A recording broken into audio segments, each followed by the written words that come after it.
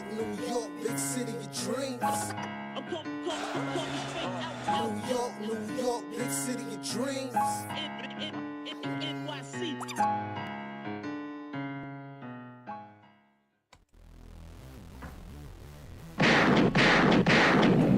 Man, what's going on? This is Jay Ellis from the Knick of Time show, here giving you that Knicks talk just in the nick of time. And the Knicks pull off a miracle, magical win over the Indiana Pacers, 130 to 121. Woo! OG Anunoby had his best scoring output as a Knick and gave us 28 points with 3 assists. Josh Hart once again did not sit down and played the entire game and gave us 19 points, 7 assists, and 15 rebounds. Hartenstein also gave you 14 points, 8 assists, and 12 rebounds. 2 teammates flirting with triple doubles like they're a baddie in the club. Dante DiVincenzo gave you 28 points, 6 rebounds, and 4 assists. And the Knicks, man. The Knicks think to somehow pull this out. Lee, they lost the offensive rebounding battle 14 to 12. All other stats are relatively close, but the Knicks end up winning by 9 points at the end of the day. And what else can you say? Is it luck? Is it destiny? It's magic to me, man. Because halfway during this game, in the second quarter at least, Jalen Brunson goes down. He disappears. There's a panic. Knicks fans everywhere are wondering what happened. It wasn't reported what injury happened. He did not return in the second quarter, only to return in the third at halftime from the tunnel to Knicks fans cheering as he's walking out and hearing serenaded with MVP chants from the Knicks faithful. After the Knicks being outscored by 10 in the second quarter, Jalen Brunson and the Knicks just put on the magic. All of a sudden, take the lead and never look back. The closest the Pacers got was 1 point in the fourth quarter, and the Knicks beat the Pacers 130 to 121, despite not necessarily winning all the little hustle stats. They won them when it mattered. But didn't necessarily win all the hustle stats, but they got the job done. And a game like this is why this team is my favorite iteration of the Knicks, even against the 90s mix, because this team can lose a foot, a toe, a teammate, multiple players, and still end up beating a Pacers team that probably should have beat them today. So shout out to these Knicks. And we're going to have a conversation. Willis, magical how Jalen Brunson can have a Willis Reed moment today on the anniversary of Willis Reed's actual moment. Call it kismet, call it special, call it magic, call it cosmic. I don't know. It's happening right now in front of our eyes. And once again, we're witnessing history on this historic Knick run. So this is crazy. This is ridiculous. I'm going to introduce you to my guy. Shout out to the Latin assassin, my man Lee Escobedo. What's going on, man? Let me tell you why I love sports, and more importantly, why I love these New York Knicks. As we all know, life can be very difficult sometimes for many reasons. Last Friday, I had some teeth extracted and a crown put on. It's the first time ever having the oral surgery, and the pain's been extensive. Sutures hurt, the area of trauma during operations hurt, stitchings hurt, and I haven't slept more than 2 hours a night in the last 6 days. Now, when you're on sleep deprivation, it can do many things to your mind, body, and soul. It can cause you to have anxiety and cause you to have depression, to have like a little bit of an existential crisis where you don't feel like yourself. I've had all of that. Today, I started having panic attacks out of nowhere for no reason. Broke down and cried for no reason until I started watching my New York Knicks. Now, there are very few things in life that can galvanize people, but more importantly, a person's spirit. Sports is one of those things. To me, sports is on par with art, literature, theater, visual. Sports have this ability to stir your soul and to make you feel like you're a part of something bigger than yourself. And tonight, watching these Knicks, watching Brunson go down and off the court into a locker room, watching OG go down and off the court into a locker room, and then watching those who were still on the court, the 4-5 men left that Tibbs had at his disposal. Yeah. Watching them galvanize around each other and not just score in isolation, but score by passing the ball, getting each other involved, and knowing each other's tendencies. Out of nowhere, not without trying, lifted my spirits to planes I have not known before in watching a sports game. Now, we all know my story of when I started watching. I started watching 2002, right after Eastern Conference Finals. There's not many games I can compare it to. You can say you like this team better than 90s team. The 90s team to me is only on YouTube. It's the only way I'm able to watch it, or this rare moment when NBA TV airs no game. Yeah. My experience is the Eddie Curry, Michael Sweetney, Channing Frye teams, or the Carmelo teams, or the KP teams. I don't have very many teams besides Nets tape to compare this team to, but this team has done something that no other painting or piece of literature or poem has been able to do. It has dragged me out of the depths of depression. It has calmed my spirit and anxiety, and it has taken me to a place where I feel more than just myself. And I am very grateful on this evening to be able to say that I am a Knicks fan. And that's the first time this year that I've really been able to say that. And I'm even more grateful I'm able to say it in front of our dear fans. And that's to you.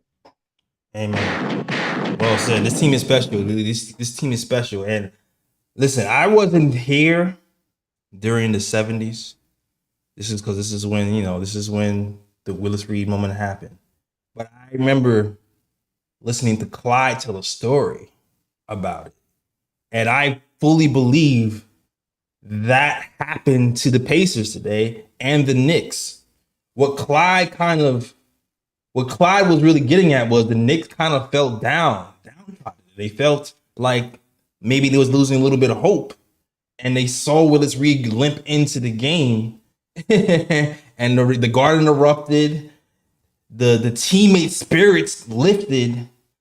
And that little bit of energy propelled them to victory. Now, in that story, Willis Reed only stayed in the game for like one shot and then limped around and left the game. This was like Willis Reed times 30, where Brunson was limping around. He was barely moving. He made his first shot, kind of still limping. And then as the game went on, he became more and more of himself. And then it looked like there was an adrenaline rush. I don't know if it was the adrenaline of the competition or the adrenaline of the crowd, because you can feel the energy through the screen. The garden was on fire, and it just pushed Brunson and that team to victory. And simultaneously, just like Clyde described, I think it put fear in the hearts of the competition, because Clyde said as Willis was coming through that tunnel, yes, the team was hyped. Yes, the Knicks team was hyped, but he also said the opposing team was scared. And this Pacers team is a young team. They're still trying to figure out the moment. I kind of feel like they're kind of like the Cavs last year, where they're getting the moment sometimes gets bigger than them. And that's why you see Halliburton only getting 6 shots the last game, and he's trying to be aggressive now. And I feel like that third quarter, I think that the moment got big for the Pacers once again. Halliburton, I don't even think Halliburton even took a shot in that entire third quarter. And that's when the Knicks took the lead. And that's when we saw magic happen. And that's when I saw Jalen motherfucking Brunson beat the Pacers on 1 foot. Historic, magical, iconic game. This is one of these Knicks runs that's going to be like on 30 for 30 from here. So, remember this, guys. Remember you lived through this. You're going to be telling your kids this, your grandparents, your kids' this. This is one of those Knicks runs that's going to be written about. And we're living it today. And it's amazing. Absolutely. Yeah, it's absolute kismet that it happened on the anniversary of Willis Reed dragging his limp foot after getting shot up with cortisone in the locker room to come out and hit his first 2 baskets on the brilliant Wilt Chamberlain and Jerry West. Those are type of memories and reflections that only, like I said last pod, 3 teams in the NBA can say, and really maybe 3 teams in all of sports, not including the European football. But the Lakers, Celtics, and Knicks are the only ones with that type of history and reference points. And sad to say, the Knicks haven't had one in a while. Well, we do now. This team, led by Jalen Brunson, his Villanova Stars, and the heart and soul of Tom Thibodeau's Warriors, is creating moments in real time.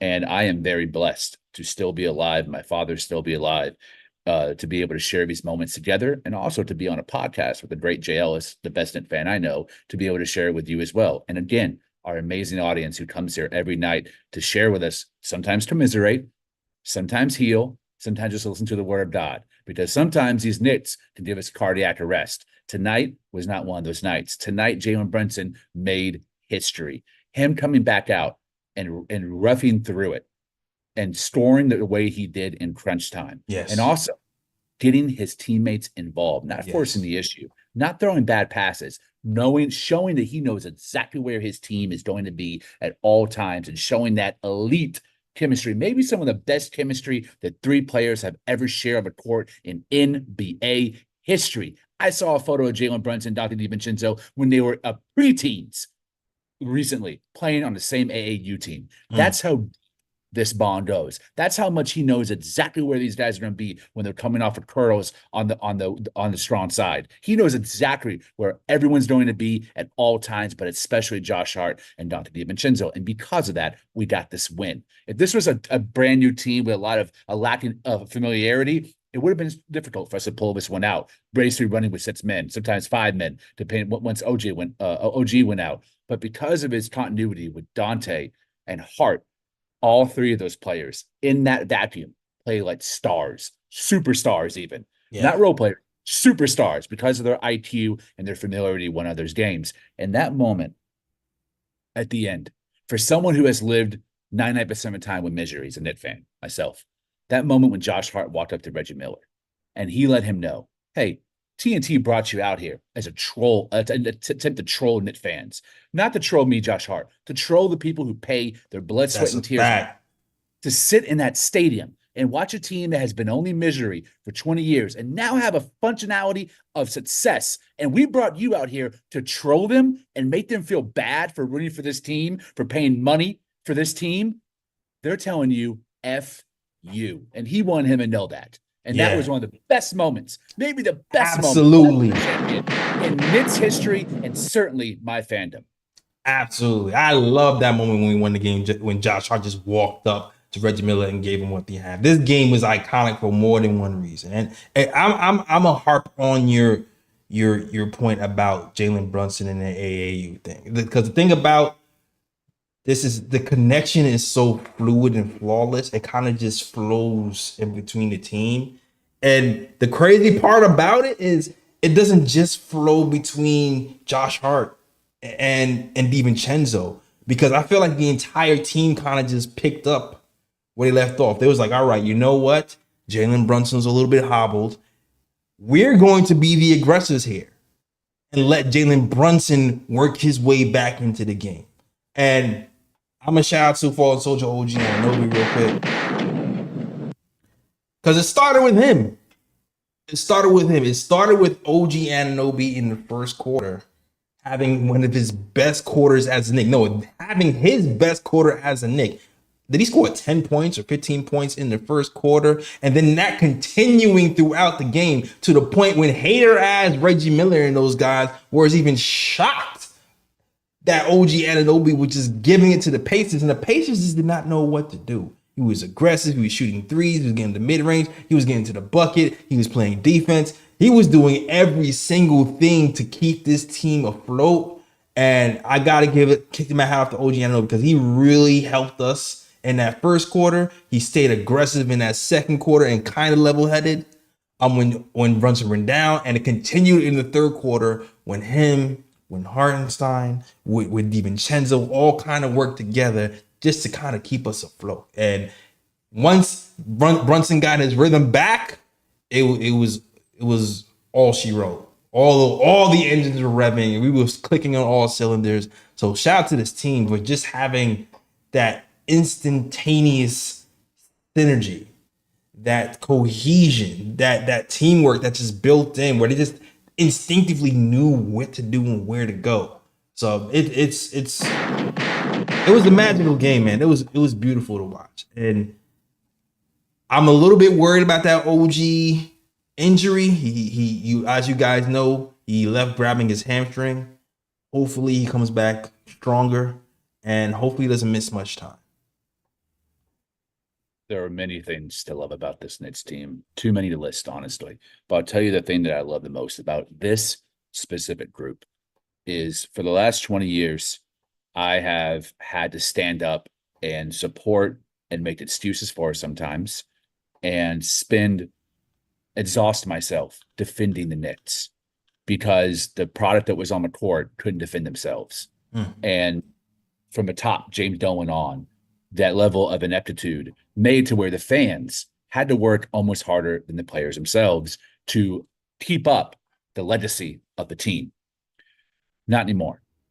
We finally have a squad that stands up for us as the fans because that Reggie Miller fly-in was an insult more to anyone, not just the people in the arena. It was an insult to the people who can't afford to be at the arena or the people who don't live in New York City, the people who, because of inflation and the high cost of goods, have to watch it on their TV set or someone else's TV set and have to listen to Reggie Miller call a game because MSG doesn't have the rights. We don't have the luxury of Mike Breen and Clyde Frazier per usual. We have to listen to Reggie Miller. That is a purposefully thought out co-option of the airtime to put someone on that is the bane of all Knicks fans' existence, the number one hater, to get on there and to also talk about, I own this arena, I own this fan base, I own the Knicks. For a man who has a losing record to the Knicks and a man who lost the series that he is most known for with the choke sign, that level of disrespect, we finally have a team for stands up for us. They were not going to let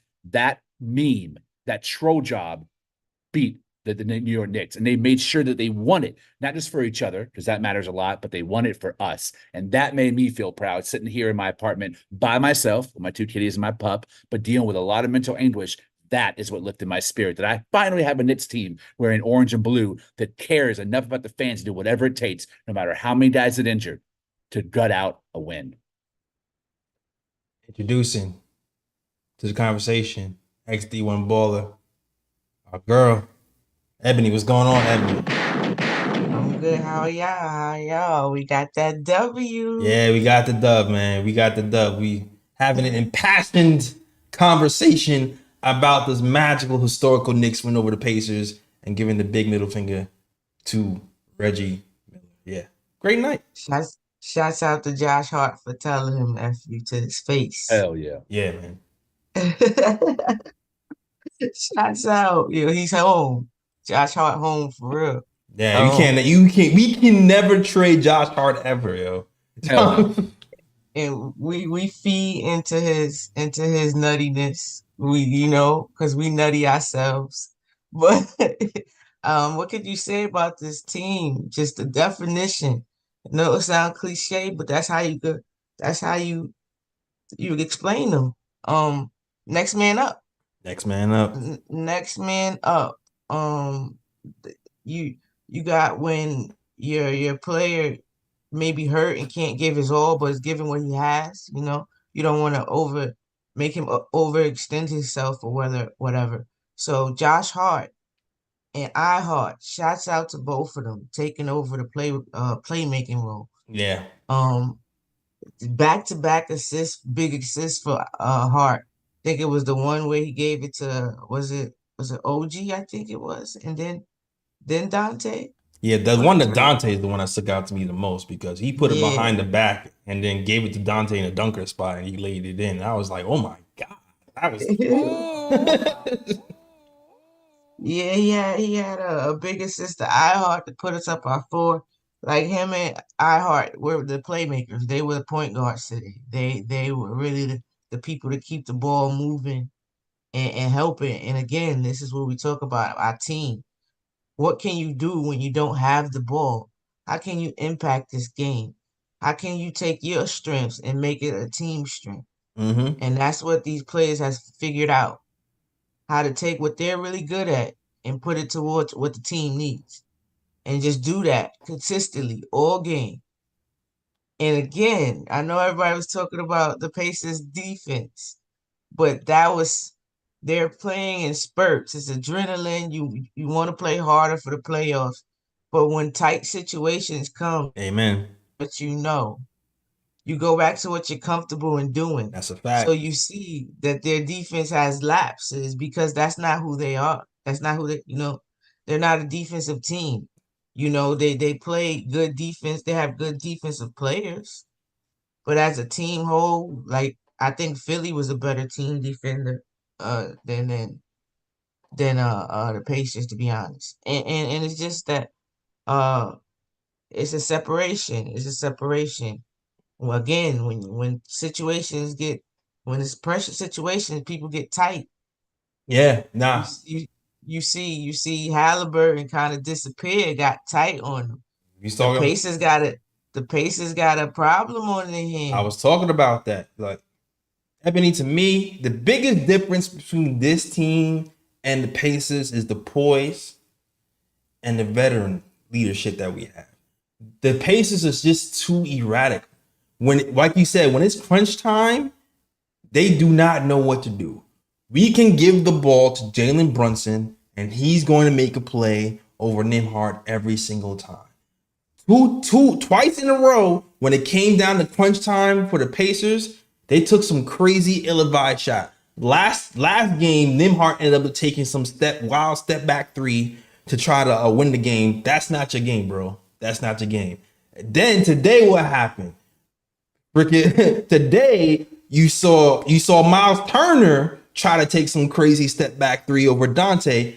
That's not your game. When pressure situations happen, they don't know how to get into their sets correctly. Everything they're doing all game all of a sudden stops. They panic and they don't make the correct play. While we have a guy in Jalen Brunson who's clutch, we can just give him the ball and he might make a mistake every now and again, but 9 times out of 10, he's gonna make the correct play. And 10 times out of 10, if Nimhart is on him, he's gonna cook him to a pulp. And that's what happened today. Nimhart cannot hold this man's jockstrap, and he can beat you on 1 foot. Hold that F. I believe it was the pregame we did. I told him that I said that he's gonna put him in the post. He's a small guard like him. He's used to shooting over big people. What is he gonna do with somebody his size? He's gonna put him in the post. He's gonna use his footwork. He's gonna stop and go on him. He's gonna not be there. TJ is there causing some disruption, but he's doing better. But he's not really stopping him either. You get what I'm saying? He's making Right. it harder. He's making it harder, but he's not stopping him either. But with him, it's just because they're allowing him to be very physical too. And they're allowing, so he's making Brunson feel pause. No, did he feel him every step of the way? So um this is a no diddy nah. Right. Nah, but this team, like, what, jeez, Yeah, what can man. you say? Like, they just I just I I, I just love this team, man. And it's crazy. It's funny we're comfortable in uncomfortable situations because we've been in an uncomfortable situation all season long. When Jalen Brunson didn't have to couldn't play make for the first half of that third quarter, we've went through stretches where we had to figure out, man, they're collapsing on Jalen Brunson. How are we going to get Jalen Brunson to get the ball when they're collapsing on Jalen Brunson? So we've already had that in our muscle memory. So when it's time to have Jalen Brunson off ball, it wasn't anything new. We've already been through this before. It's funny. It's like the things that hurt us the most this season, which is the injuries, and not knowing what role somebody's gonna play, and somebody have to grow into another role. Those things are helping us right now when our backs against the wall because now it's muscle memory what we're gonna do. Oh, what? I gotta give shouts out to Tibbs. Yeah. I just want to say everybody else, I'm never a person to want to lose. So I'm with Tibbs with that, with trying to win every game. You get what I'm saying? Mm-hmm. We're not giving up nothing. I'm with that. You understand? But a lot of people were like, sit some people in. Now I'm not saying this year, I'm talking about past seasons before. You understand? They were saying how they wanted him to sit some people, whatever it is, whatever the case was about the time and making sure that they don't get injured and tired out. But all of that prepared them for right now. we was in so many close games during the regular season that when we got to the playoffs, it was nothing. Like the first round, we were used to that. And now we battle tested in the playoffs that way. And now it's like we're used to this. We're used to close games. I seen NBA University say that the Knicks are allergic to blowouts or something like of that nature. Like This is technically a blowout for us. 10-9. yeah, for real, it is. But yeah, this we can play your style, but again, it's hard for other people to play our style. Yeah. And technically, we don't turn the ball over much. So we drive at you, we come at you on both ends. We wear you out, pause, no diddy, and we and we take your will. Like they may have gotten more offensive rebounds, but we did it more in the fourth quarter. Yeah. It's that fourth quarter DNA that's always going to take over. You see, so Yeah. yeah. Question. I have seen. Oh, sorry. Go ahead. Lee. I've seen some really, really idiotic takes recently on Twitter, which can be a cesspool. They say that like Twitter can be a marketplace of ideas, but really sometimes it's a toilet of ideas. And there's a few stragglers still saying fire Tibbs and critiquing Tibbs. This game was a perfect culmination of all of his improvements since he's joined the Knicks. I think the ability to start utilizing iHeart as a playmaker in a short role dominated. The ability we saw Brunson struggling in the third quarter. It was Josh Hart and DiVincenzo stepped up to be the primary ball handler and allowed Brunson to go off ball and not get blitzed immediately once it crossed the half court line, or even with the full court press that Carlisle was throwing on with TJ McCollum. So that helped his legs rest and helped him get back into the rhythm and the flow of the game, because he was a little bit off when he came back in. And just all of the ball movement that everyone's been so critical, myself included, that Thibodeau coach teams don't have. That's how we won. It was hockey assist after hockey assist of rotating the ball and taking the best shot possible. And I was really impressed, not only that, but how much we got inside Tyler Halliburton's head. But he came out trying to be aggressive, and then we sent doubles at the right time and really pressed him and forced him to try to shoot really difficult shots. And I think his confidence really waned as the game went on, and he went back to try and be a facilitator. And guys like Andrew Nembhard, no disrespect, I'm not calling these guys bums. They're pretty solid players, but these aren't guys you count on in fourth quarter of a playoff series when you've never been in the playoffs before. That's a fact. So I think forcing that type of action and forcing Carlisle's hand to play his Tibbs style of ball, which has shown he can play a half-court dragged-out fight against Philadelphia, or he can run and gun and outrun the Pacers. Who would have thought the New York Knicks would lead the playoffs in transition points? We will look better as a transition team than the Indiana Pacers tonight. That's unbelievable. Like, that's almost hard to believe. Tibbs has shown ability to be malleable no matter who his opponent is, to not only mimic their style, but outdo it. That, to me, is a testament of why he should have been coach of the year this season. Yeah. And the fact that every time you take away his comfort blankets, he gets more creative. His coaching seems to get better when you take away. Sad we had to do it, but his comfort, because he can't just rely on them. He can't just rely on Julius Randle to give him whole quarters. He can't just he can't rely on Mitch being able to shut the paint down. You know what I'm saying? Yeah. He can't rely on Bodega Bogey to hit 3-pointers for him right now. Yeah. Ironically, Alec Burks was his crutch 2 seasons ago, and now he can only get 44 seconds in the playoffs. That's crazy. Desperation, it was desperation. No Brunson, desperation. It's like, you're not that desperate. 44 seconds, bro. It's like just enough when Brunson's out. Yeah, exactly. Me and Tibbs on the same wavelength. Hell no, Alec Burks, bro. It was like Miles McBride, 44 seconds of rest. So here you go. He needed to get that rest into halftime. Yeah. Thank you. Yeah, man. Yeah, shout out to Miles McBride too. He got thrust into a weird situation as well. And tried to be a little bit more aggressive. Hit a couple of pull-up shots in the foul line. He had a little dip on his ship. You know what's funny? It's funny watching players who know they can't really be taken out play ball, because He shot like a pull up three off the dribble in the left corner. I was like, that's not a Miles McBride shot, really. But he's like, Nah, he's taking that shot before. I remember it was last Philadelphia. He called his own number. oh, he did. Remember? Okay, all right. Yeah, I got short yeah. memory. He did it. He's trying to because he can't really get past people like that. Yeah, you gotta That pull up. You gotta pull it so up. yeah, he's learning. He's just calling his own number, making them have to respect him, so he can get bottom. I guess. I agree. I agree. Question, y'all, like, what would y'all do with OG Ananobi? Because we have Precious Achua. How shout out Precious Achua too. Precious Achua, after not hardly playing at all, played a huge role today. Didn't score like a big amount of points, but he battled, man. He battled.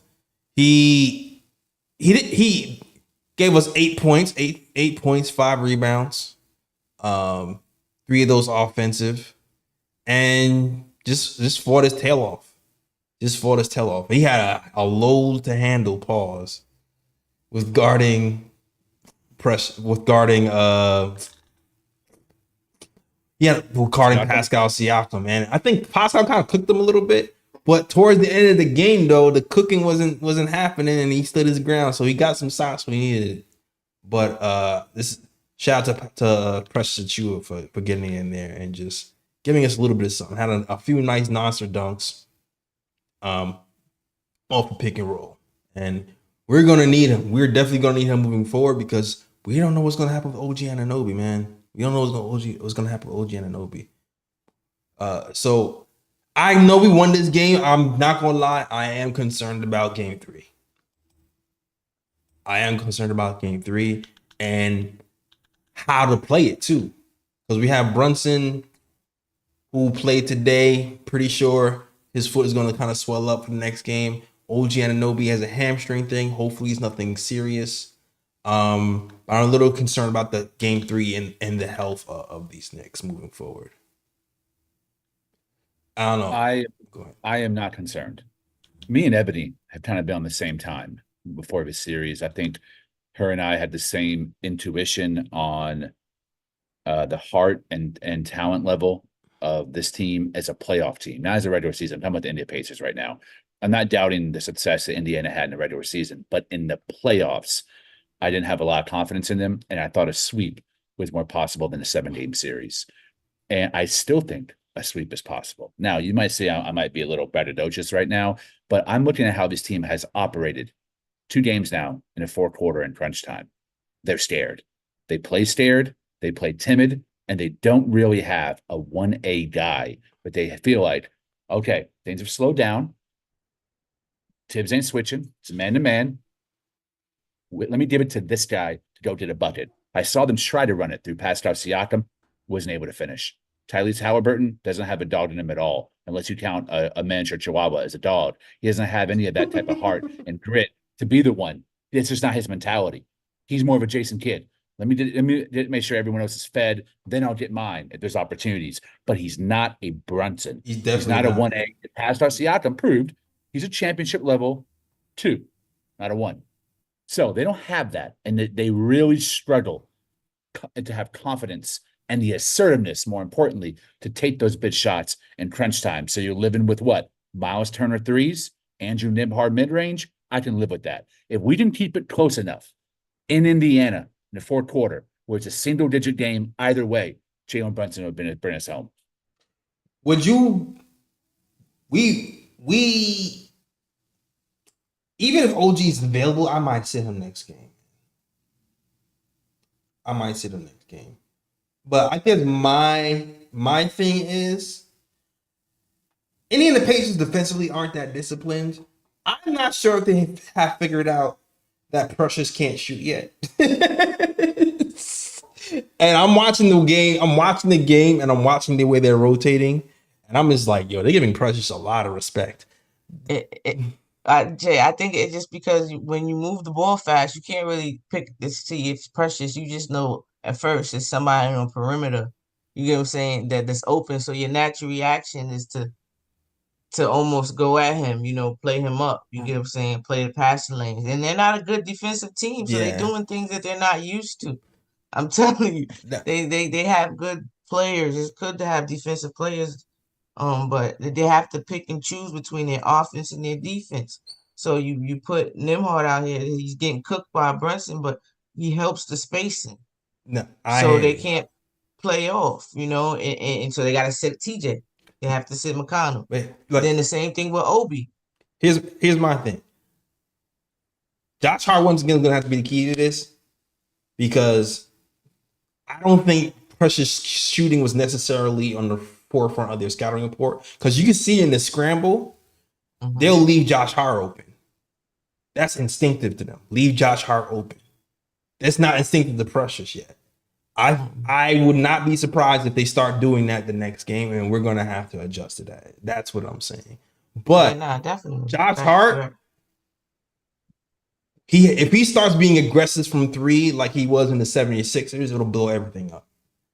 So for me, I think it can work as long as Josh Hart stays aggressive from three and starts to mix it up a little bit.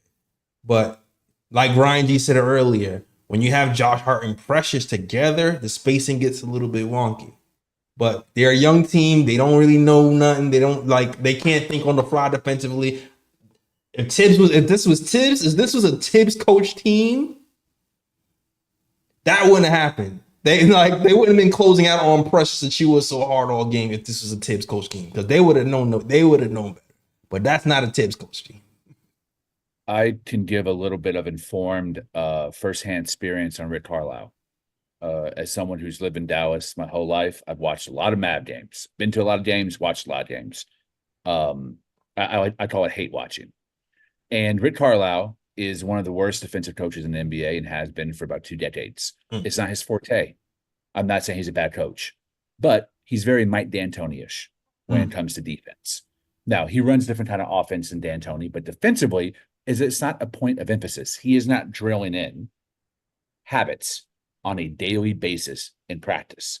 So, sure, the scouting report can shift a little bit on Precious Achiuwa, but when the game tightens up, those mistakes will rear their ugly head again because it's not built in habits. The same way that Tom Thibodeau coached team, those closeouts won't happen, and it don't matter who you play. The scouting report doesn't matter because the players themselves are disciplined enough and watch enough tape to know when a certain guy's doing a certain thing, where they're supposed to be. That's not a Rick Carlisle team. So I don't think those adjustments have to be made in the first quarter. But when that shit tightens up in the fourth, those mistakes will still be there and will be repeated. Now, Dwayne Casey, he was an assistant coach. He coached the Detroit Pistons for a little while. I think the Toronto Raptors. 2011 championship team, and Rick Carlisle won his only championship, the Mavs. Dwayne Casey was a Thibodeau of that team. The same way that Tibbs was a Doc in Boston, Casey was Carlisle, and Casey is a very high IQ defensive coach. He's someone who does do those everyday habits and drilling it and making a point of emphasis where guys know their role and they buy into it on the defensive end. He was his assistant coach, and that was the only time in Carlisle's career that the team that he coached was great defensively. Remember Tyson Chandler, Deshaun Stevenson's, Jason Kidd? Once he left, the late years of Dirk, they cratered defensively, and they became a team that tried to outscore you. That's what the Indiana Pacers are now. They don't rely on defense. Instead, they rely on intuitive, free-flowing offense. They move the ball a lot, and they take the most high-percentage shot. There's very little mid-range. It's mostly at the rim, storing in the paint, or they check a bunch of threes. So I agree. I think the scouting report will change to some degree, but those habits are not built in. And when the screws tighten, they will make those mistakes. If the Knicks are within 10 points in the fourth quarter, That's what I said. I still think we have a chance to win just because of that one thing. But they're going to have to really put the pedal to the metal for us. And they're going to have to really change their defensive game plan drastically with Precious Achiuwa getting a lot more minutes, because that's what was happening with us before. Unless we go small with Malcolm, I don't know. I don't know. Shout out A-Train, Tibbs, cooking Carlisle on the sidelines. How about Tom Thibodeau? Bat-to-bat series, cooking a championship coach. First Nick Nurse, now Rick Carlisle. Gunshots for Tibbs. That's a fact. That is a fact. That's a fact. Nah, you was cooking. You was definitely cooking. Tibbs is definitely, coaching. And Rick Carlisle got so mad he got kicked out. He quit. He didn't want to see the end of the game. Nah, you ain't want to see them lose, man. That's all. That's fine. That's fine. That's fine. But I think he's trying to fire his team up for the next game. I'm thinking. Yeah, his in-game adjustments have been pretty poor this series so far. I think the whole team just hasn't really played a real competitor yet. I'm not dissing the talent level on Milwaukee Bucks, but any team coached by Doc Rivers and missing your two best players, it's going to be like when Oklahoma City faced New Orleans. You're just not really facing a real playoff level team. Carlisle's Pacers are facing a real playoff level team, and I don't think they're really prepared for the level of intensity and physicality that a Tibbs coach team and this certain group of players is going to give you. And Rick Carlisle is making some mistakes, not keeping TJ McConnell in there, matching Brunson's minutes, crazy. having him be the point of attack defender. That to me is a clear mistake. If this was an Indiana Pacers podcast, we'd be ripping the hell out of Rick Carlisle, not doing that. But as a Knicks podcast, I'm happy as hell about it. Let's go, Nick. I'm happy he's missing the offense. Just like I was happy. It's like I was happy during the last Knicks 76ers that freaking Buddy Hield got benched for a whole quarter after he torched us. I was like, y'all dumbass 76ers fans over here complaining about fouls and stuff. The obvious problem sitting right in front of your face. Buddy Hield was cooking us and you sat him for a quarter and a half. Bruh. But is it always when you got Brunson and you got shooters, is always a case of defense or offense? And in today's game, they prefer, everybody can't defend. So if they have some more offense, you got to keep the ones that can help defend. That's the joy of having two-way players. I agree, but when they had Kyle Lowry giving you 0 points. Yeah, Kyle, he getting up there, and his defense wasn't working no more. I mean, and his tactics wasn't working. Yeah, it's like the dark arts. Yeah, his dark arts wasn't arting no more. Then it's it's easy decision for me. I don't know. That's just me though. That's just me. But salute to the chat, man. Shout out to my guy Ryan G in the building. I see you in the chat, my guy. What's up, my guy? Nah, I was gonna say about Precious. With Precious, I noticed during the season when he plays, he's able to catch the rhythm of the game, find his place in the game. When he was being in there in spurts is when he didn't do so well. Right. When we reduced his role and he was in there sometimes, and that's when it was like, all right, Precious, what happened for a minute, remember? Mm-hmm. But I so now as he's getting this experience, he's only going to get better. It's only going to get better for him because it's been said how he's a student of the game already, high IQ, and he gives you high effort. And then again, he's going to get more minutes, so he's able to feel his way through the game and find his place. Like he got a couple of big offensive rebounds, and he was cutting at the right times. Got to the lane a couple times in the paint. Mm-hmm. So yeah, he's just gonna find his places more. This team is it's crazy. This is what team can get you. When you move the ball find where it's supposed to be. It always happens. When that happens, when it's unselfish, it always goes where it's supposed to go. Do we see Sims or Alec Burks the next game? Probably. Please no Burks. I want Burks, but I would love to see some Sims minutes. Me too. I would love to see him. Ihart is really not comfortable on the perimeter to defend. He's doing a good job, but it was some times in the in the game where you could see that he just didn't really want to come all the way out, so just to throw a different look, why not? I thought they did a decent job on Turner today, and it seems like I gotta make him put the ball on the floor. Mm-hmm. He wants to set shoot. That's the thing. That's what I realized. Is like the biggest thing with Turner that makes him not that level of KP or Embiid is if you rotate a small on him on the perimeter, he's useless. He's useless.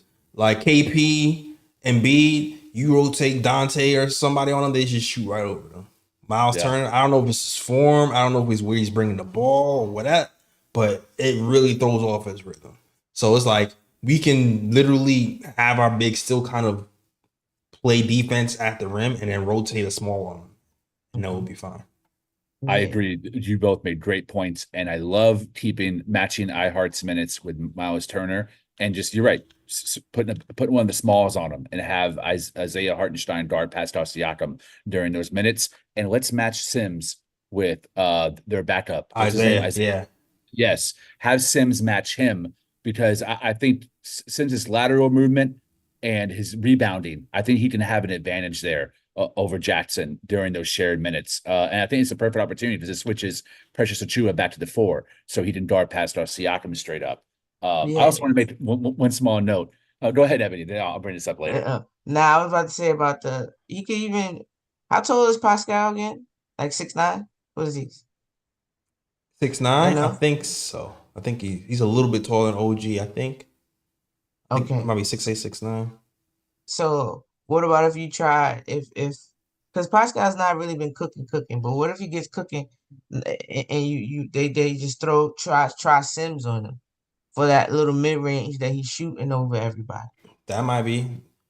That could work too. The thing with Sims is I'm Because worried about but his fouling, but honestly, we can do a hack a Siakam really because and that's Yo, another for thing, real. yeah. That's what I meant to say. My memory shot. Thank you, Jay. Though the Pacers, even in the season, they don't get to the line much, and then they don't shoot well from there. They don't shoot well as a team at all. I think they're like bottom of the league and in the playoffs, definitely yeah, bottom of and the creating foul and shooting foul shots exactly. I shot actually didn't shooting do that and today. the percentage Right. and their percentage is bad too, also. So yeah, it's just they don't have they have all their eggs in one basket. Yeah, nah, I agree. They don't have a plan B kind of. Yeah, I would definitely go to hack and Siakam with like 5 minutes left. If there's a situation where we're down, oh yeah, I'm hacking. I'm hacking them. I'm definitely on top of that. I feel like Isaiah, I feel like we've done a really good job putting out certain fires. TJ McConnell still has been a little bit of an issue, not as much today as before. But this is the second game in a row that we've had problems with their backup big out hustling, out rebounding us.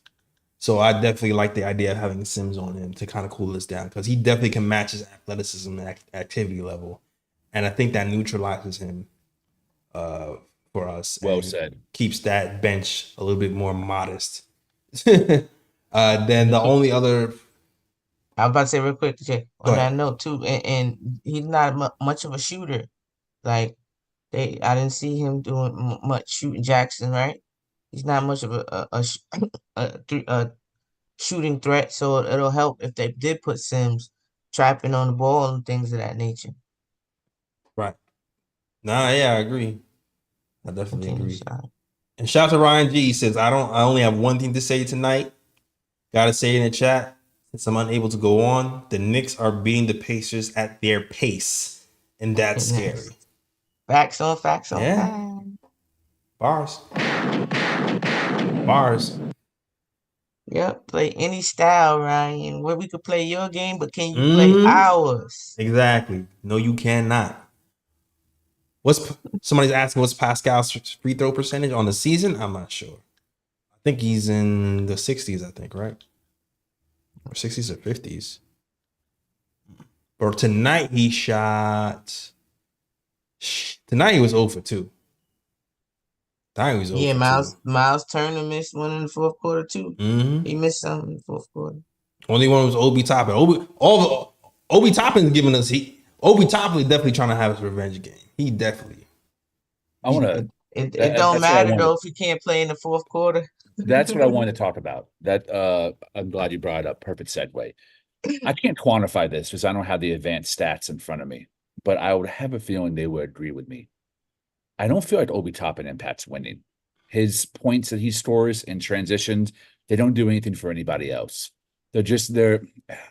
I'm trying to think of the right way to say this. It's almost like vanity shots. Like it's great for him to put on a great dunk or hit a sniper corner three from the left side, his favorite spot. But it's never a part of a serious run, a run where they take the lead. It might bring them within one, and then it's start right back on a run because his man's on the defensive side caused us to be able to get easy shots at the rim. And I think there's something about him that I think Leon and Tibbs both saw over the course of 3 seasons with us.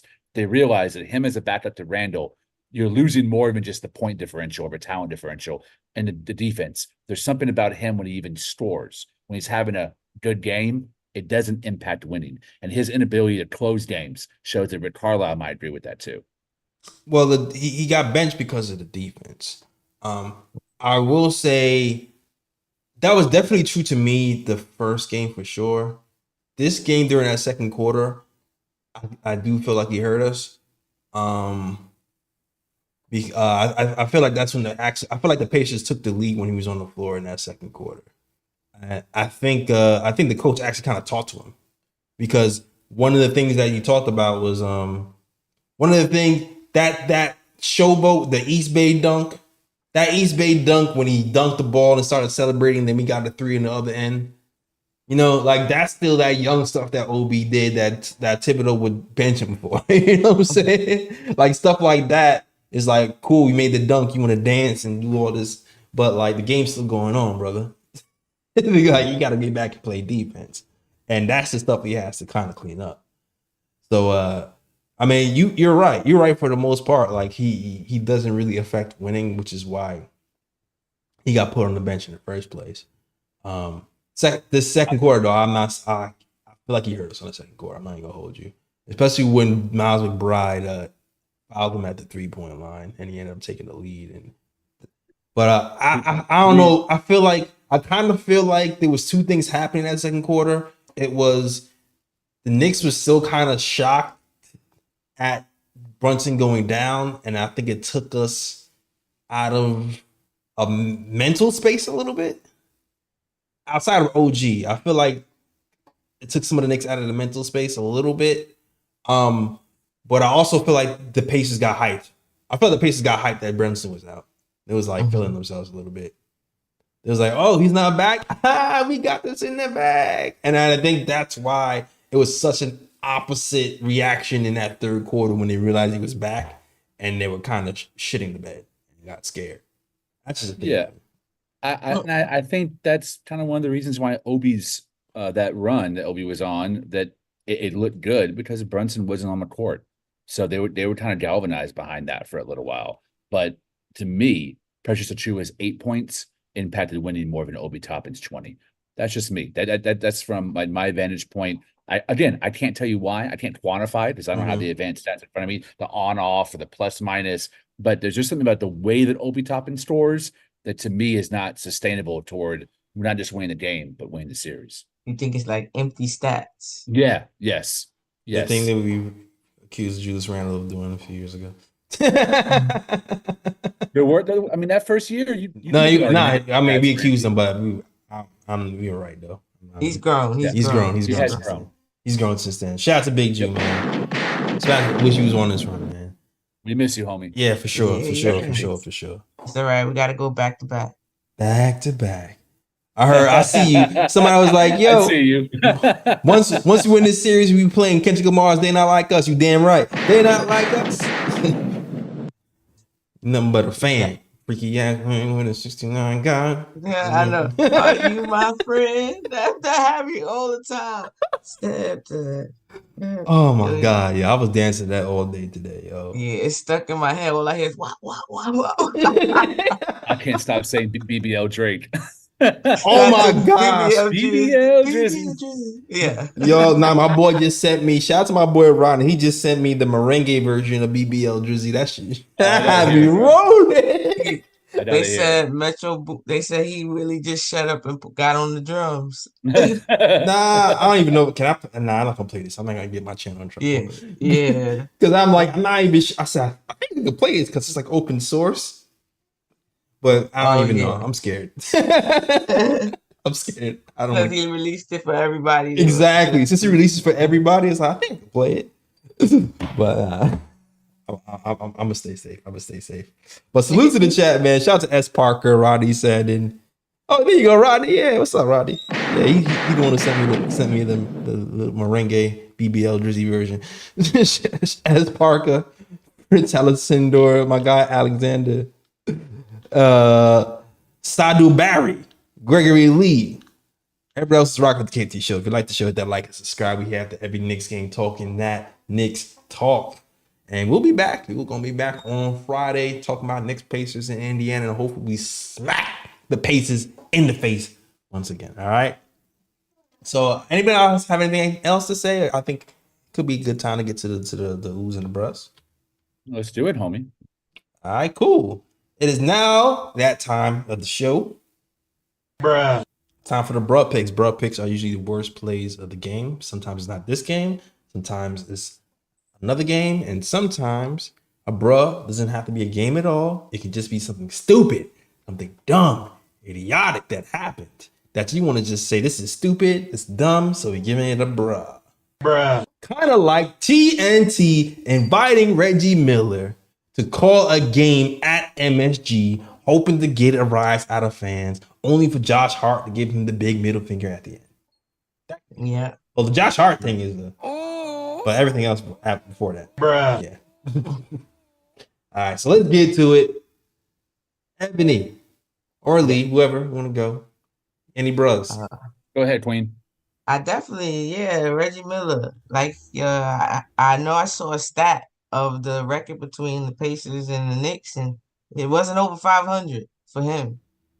So, Bruh. so what rewriting the history he doing? Yeah. Seems like you choked more than you let on, huh? Yeah, I can't stand when people rewrite history, man. Don't do that.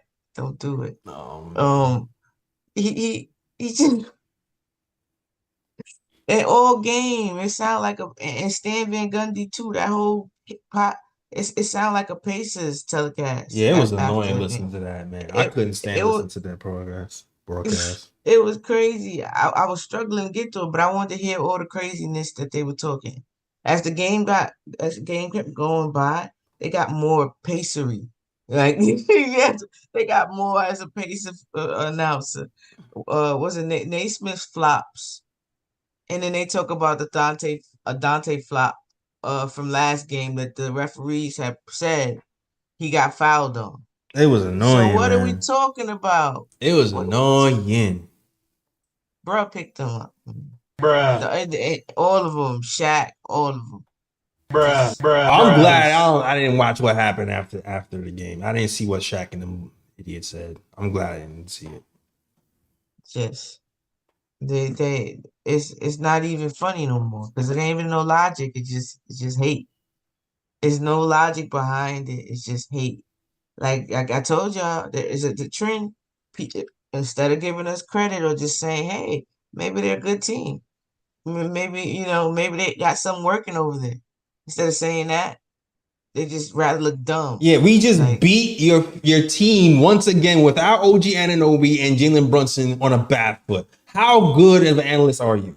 Bruh. Like, come on, shut up. Shut up already. Shut up. Facts on facts. And I just want to say also to the like the WNBA just got charter flights, so they don't have to fly commercial anymore, right? Mm-hmm. I need the commissioner to give back some of the money to the Liberty because she was trying to do that. They got fined because it was unfair advantage. So now does he get it back? Does he get it back now? Oh, they had to pay a fine. Damn. That's kind of like you gotta let everybody who's selling weed out of jail now because it's legal. Yeah, basically everybody got to eat, or it's not. Give the Liberty their money back, man. Y'all don't need that money. Give them the money back. Yeah, but yeah, that's basically it. I just wanted the whole TNT. Like that was crazy. And I'm sorry, ESPN. Bruh. Number 15. Number 15 most valuable player in the playoffs, not even the league, but the playoffs. Number 15, y'all. They said Jalen Brunson was. Yeah. How is he leading in points? His assist turnover ratio is crazy. and he's number 50. He's literally carrying the team where his second best player is not there. Yeah, and Yeah. now another player, his sixth man is not there. The seventh man is not there. Yeah, man. That 6 foot tax is real. It's like, hey, if you put up numbers that rival Michael Jordan, but you're under 6 feet, it don't count. Like it's like what? What? They If really you're 6 feet, don't count. If he was 6'6", it would be magical. But because he's 6'1", none of it counts. It's weird. It's all my favorite players: Allen Iverson, Steph, CP3. Like they don't. I stopped. The prime CP3, not the one that do the dark arts. But yeah, those all guards that played on Isaiah Thomas, they don't get the credit. If you played under the rim, you really don't get the credit, and it's crazy because to me that's better. They're not just relying on athleticism. You get what I'm saying? Yeah, they're You on have to actual physically basketball think. skills. Yeah, you have to think and have some skill behind it. Crazy. And that's why TJ McConnell cooking us. It's not because it's because he's fundamentally sound and he's very smart. He knows how to play his angles. He knows how to stop and go. He knows, I got you to stop. Okay, I'm going. TJ low key a 1A over there. The face Yeah, just low key. and Rick Carlisle got to be another one because he about to create another Jalen Brunson, sitting people and they hot for another point guard. Don't that sound like a something else? Yeah. I remember that. Bruh. All right. Yeah, I'm good. That's it. Cool, ESPN, TNT, just the media. Fox, he on Fox, right? Chris Broussard and his nuttiness, like they just won't give nobody credit. They won't give Jalen Brunson, won't call him a superstar. He Won't do trolling, none of man. that. Bruh. That's Knicks for clicks. If I could smell it on their breath. That's Knicks for clicks. Yeah, I don't even share it anymore. Nah, I don't share it anymore. every episode is Jalen Brunson the superstar. After every win, it's Knicks for clicks, man. Like him, Gilbert Arenas. I don't think they really believe the stuff they be saying. I don't either. And I got one ooh pick because it gotta go to my guy Mitch who tried, who definitely tried, gave it literally his all on the court on locking up in B. I guess with one leg, just like they kept saying, and B had. You get what I'm saying? I know. I just hope his mental is good. I know it can't be tough. I mean, I know it can be rough. Definitely want to be out there so much so that he was trying to thug it out. Yeah. So Shout out to Mitch, man. Shout out to Mitch. yeah, I Another feel fallen for soldier. him, but it's always a lesson in it, and I know he will come back bigger and better and stronger with something added to the bag. Absolutely. So shouts out to my guy Mitch. Shout out to Mitch, man. But it's speedy recoveries, but they got you. The Knicks got you. They're playing for their brothers. I know that's for sure. Next man up. All right. What you got, Lee? Bro, Pitts. I see y'all Dallas Mavericks. Boy, y'all got y'all's asses beat last night. Best believe I was walking around Big D, in my Jalen Brunson jersey, neon green knits hat, orange and blue shorts, and my orange and blue forces. Best believe I was talking all day to these bum ass suburban Karens, man. It's a great day to be a Knit fan, and tomorrow's gonna be a great day to be a Knit fan. These Mavs look really rough, man. Now I love Kyrie Irving. Y'all know that. I love Luka Doncic. I hate the franchise and I hate the fan base. And with Luka hobbled on that one knee, this might be a shorter series than we all thought. But OKC looks for real. Shout out OKC, a beautiful place to visit. Looking for an affordable, cheap vacation spot. OKC is one of the best food cities in this beautiful country. Also, great museums and really great people. You know, that Southern hospitality you hear about, it's real in OKC. Really, really good people, great Vietnamese and Native American communities, obviously. And great things happening there. They're really building up that city similar to Dallas, where maybe 20 years ago, it's a place no one wants to go visit. OKC is on the come up. I used to go there with my ex-girlfriend a lot just for little staycations. Great place to get away. Also, Rick Carlisle, man, in the press conference, just checked it out. He said the small market teams deserve a chance no matter where you're playing. That is really sad to pull that Yo, why card. they keep going out like this, y'all? Why? To pull that card as if there's some like foul differential, which is what he was insinuating, that the Knicks are getting like home calls or officiating calls. It's funny because the Knicks shot 22 free throws. The Pacers shot 17. I don't think it's the amount of free throws that you either took or didn't take. It's how many you made. 59% from the line, not going to cut it, Rick. I've been a fan of you before, but you're losing my respect for you with these weak-ass press conferences taking out for Nick Nurse. You're a champion, dog. Act like one. Who picks? Yeah. I want to follow up my sister Ebony. Mitchell Robinson. Obviously, Jalen Brunson is going to be a Knick for life. There are two other guys I hope the Knicks never trade. Josh Hart is one, and Mitchell Robinson is the other. This is a year that I fell in love with Mitchell Robinson. I have been critical of his injuries and sometimes his play and his lack of an offensive game, but none of that matters more than him as a human being. And as a human being, he might be my favorite human on the Knicks. He's an all-around sweet person. We know all the good that he does for those in need, especially his former high school coach. That right there was very touching and something that this team hasn't been known for a very long time. And as the longest tenure Knick, it's beautiful to know that he's been here for the whole ride and is finally getting the winning that he deserves. Honestly, he's a very beautiful human being, and I love the bond between him and Isaiah Hartenstein. And I really hope, because his contract's very team friendly moving forward, but more importantly, as a human, and I think Leon realizes this, it's important to have someone who represents continuity. And you've been here a long time, and you're one of the few rookies that have been extended. Those things matter, and having that franchise cornerstone matters. And I hope that Mitchell Robinson retires a Knick, because honestly, he deserves it, and I love him a lot. And my final pick, I posted about this on Twitter, and it's kind of relevant because I've been dealing with a lot of mental anguish lately. But there's been a lot of great former Knicks in the building. Today we saw Bernard King. We saw Steve Novak doing the discount double check. Amari Stoudemire, Stephon Marbury, who I love very dearly. But there are two Knicks that I don't think we're going to see in a garden, but that I've been thinking about a lot lately, because they were two that were kind of the poster childs for the darkest time in Knick history, and that's Michael Sweetney and Eddie Curry. Two men that struggled with weight issues, two men that struggled with depression, anxiety, and even worse things at certain points in their life when grief was going on. They thought about not being around anymore. And I'm really happy, very happy that both still are.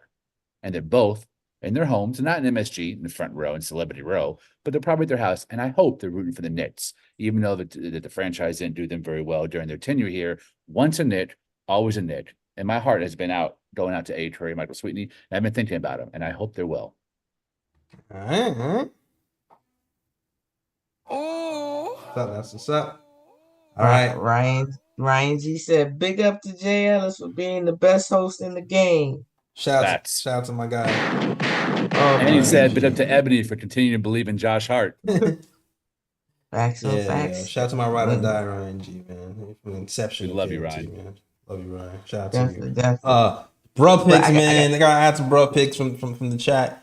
Bruh pick. We talked about this. It's funny I mentioned this today, but I forgot this wasn't the show. Bruh pick. NBA. This is a bruh pick to the NBA in general. The NBA has set a precedent that we have to break. And I understand the logic, but still doesn't make it right. The NBA has a problem not punishing all-stars for the sake of dollars. And I get it.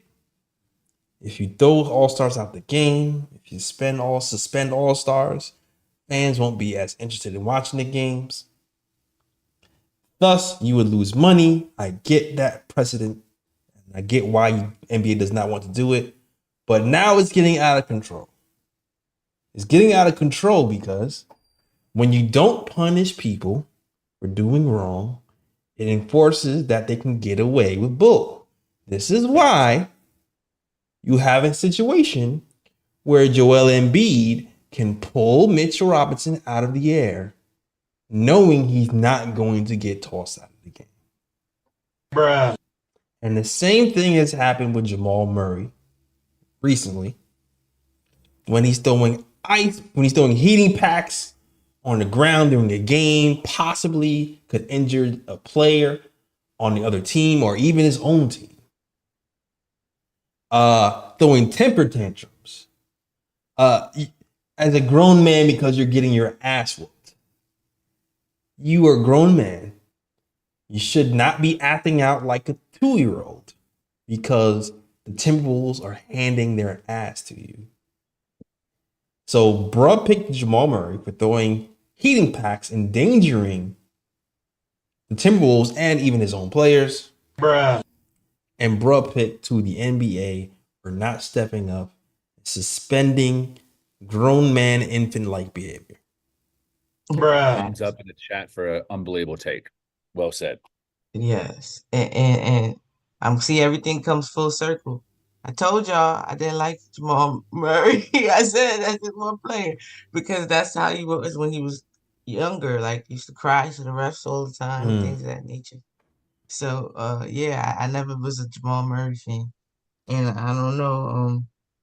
He gets they don't suspend him just 100. Well, not just because but it's probably just to them.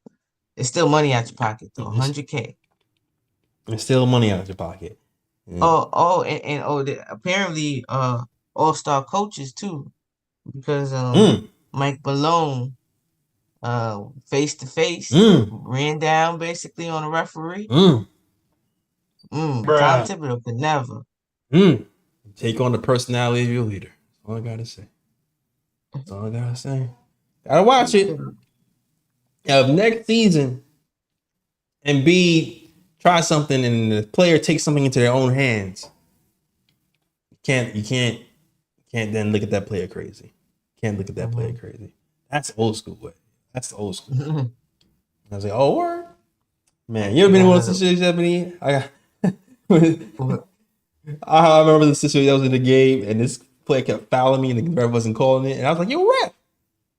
So, okay, you're not calling the fouls? Cool, I got something for you. Next player had the ball. I saw him about to foul me. Hit him with the shoulder. Boom! Laid him on his ass. I had a coach once who used to, you know how you have the coach that don't care? Not don't care, like they'll teach you the game, everything. To the good side, the bad side, just teach you the game in general. He was to try to tell people I can never do it though. I can never bring myself to do it. When they go up to the shot and you know how you go like this, like you defending yourself. I mean, trying to get to the shot. He said, poke him in the belly real quick. Poke him in the belly is crazy. Dark arts like crazy. I'm like, nah, I can never do stuff like that. That's I want to funny. lock you up. I want to lock you up without the dark arts. Nah. I agree. I don't do that stuff like that. I will retaliate though. Yeah, I get you back on a charge or something. Yeah. Something. I was like, you gonna call that foul when I lay your ass out? Now foul me again. Yeah. And then you know the move they teach you to clear yourself with out. The elbows. That is not don't throw it though, but just let them know you there. Your space is here. Yeah. Nah, I hear you. I got one more oop pick though. It was random and it was funny. It was very wholesome. And in the pregame, my pregame space today, right? We got a Heat fan in the space, so we thought it was because somebody was talking about Ben. That they think that Embiid dirtier than Ben, right? That's how the question was. Because we were saying that they still crying. They doing more crying for the Pacers than the Pacers doing for their own team right now, the Sixers fan. But we're not gonna talk about them. Let them soak in and lose it them. So they were saying how that I forgot what I was telling y'all. What I was telling You y'all. talking about Bam? Oh yeah, the Heat fan. I forgot where the angle was going. The Heat fan coming in there and we said, "Oh boy, it's about to be something." But it was the sweetest Heat fan you could ever meet. You're lying. They don't exist. I am so serious. They don't exist. You're a liar. Her family is from New York. So she was like, I root for you guys. She said, because if you win, I'm going to New York to celebrate. She's like, I'm going to New York to celebrate. Typical Heat fan. Yeah, she was like, if y'all win, I go. She said, so I wish the best for y'all. Man, She that's said, the opposite of my friend who's a Heat fan. yeah, that it was the craziest. It was the craziest. Like, and she was just like, yes, she said, and when she just talking about, she said, if y'all guys get game two, the pressure all on the Pacers. That's what she was Mhm. saying. And she said, all y'all got to do is watch out for their bench. He said, but y'all got this. She said, I love your team and the community. She said, I've listened before. That's a It was fact. like, wow. I said, that's how good we are. We out here almost about ready she about ready to come on over. Wow, I might have faith in humans again after hearing that. That's crazy. Yeah, it was crazy. We thought she was about to be on one, like, Yeah, oh on boy, some here we time. go. Yeah, Yeah, here we go. But nah, that's it what. was the Shout out to most her. wholesome, yeah, the most wholesome interaction ever. Yeah, never. That's the lone nice Heat fan Yeah, that's on it. That's Earth. the only one though. Yeah, Oh man. I'm All right. convinced. All right, yo. All right. That's a show. That's a show. Thank you guys for watching, man. I hope you liked the show and enjoyed the commentary. We'll be back talking Knicks Heat. I mean, Knicks Pacers. Yeah, I'm sorry. On Fan Fridays. Woo! yeah, Yeah, yeah. so yeah, come back. I see what we talk Knicks Pacers and hope we get that dub as well. All right. All right, cool. Get him out of All here. right. Lee, let them know where they can find you, man. At Twitter, at _ Lee Escobedo, LeeEscobedo, or put on that search bar, hashtag bum, hashtag Mavs. Been going in right now, going in tomorrow, going in tonight, going in forever, in perpetuity. They are my ops, and I love roasting them. And I've been on fire lately, getting blocked left and right All with these right. Mavs fans. There I'm you trying to take go. my hatred and energy and shift it toward the Mavs and not fight with my fellow Knit fans. Yeah, that's how So, you do it. That's why my name was one of the reasons is Mad Nick. You don't take it out on the fan, you take it on everybody else that disrespect us. There you But go. Facts. I get it. It's like practicing, y'all. You practice for the playoffs. That's what we do. We That's go against funny. each other. So it's like y'all Yeah, got no chance. exactly. I'm battle tested. Make And practice harder you than the know games. You know what I'm saying? I've been in hella pain if I haven't been reading, which is my favorite thing to do. So I have not had a book club in quite a while, but I'm hoping to be able to have one next game. All right. Cool. That's what's up. That's what's up. All right. Shout out to man, there's an anime that just introduced me to. That's kind of fly. I gotta remember it. The next one. But you can, every let them know can find you. You can find me here every post game. You can find me on Twitch, Instagram, Twitter, at Mad Nick Fan. You can find me on every pregame on Twitter at Your Take Knicks space. And when the Liberty coming, every post game with Balling with the Queens. All right. Follow the places.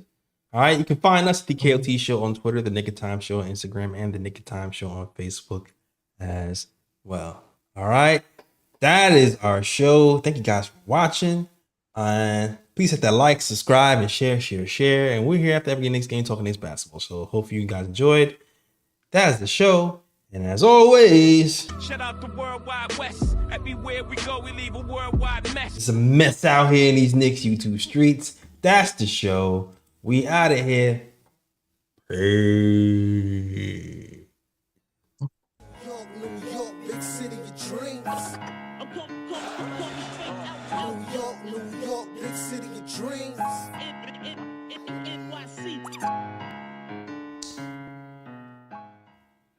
Oof, I'm excited.